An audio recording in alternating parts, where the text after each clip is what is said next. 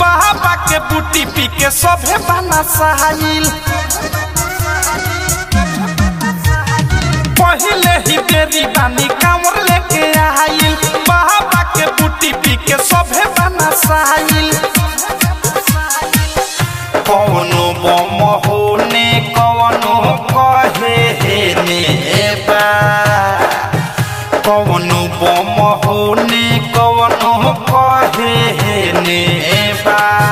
तो लोकेशन चालू कर देवा घर के नेबा तो लोकेशन चालू कर देवा घर के नेबा तो लोकेशन चालू कर देवा घर के नेबा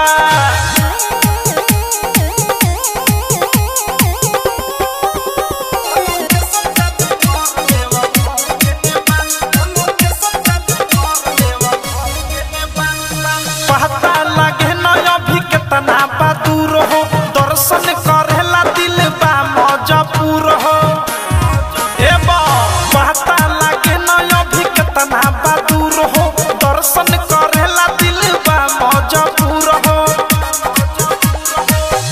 सब कर जिंदगी आई बाबा के देने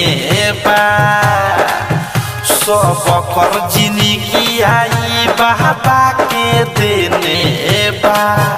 तो लोकेशन चालू कर देवा घर के नेबा तो लोकेशन चालू कर देवा घर के नेबा तो लोकेशन चालू कर देव घर के नेबा बा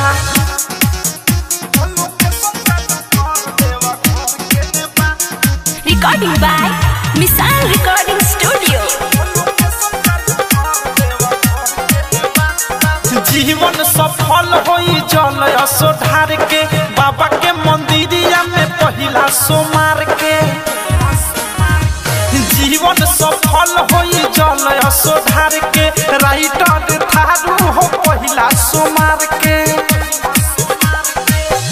अवधेश प्रेमी चलो बतावत जेने बा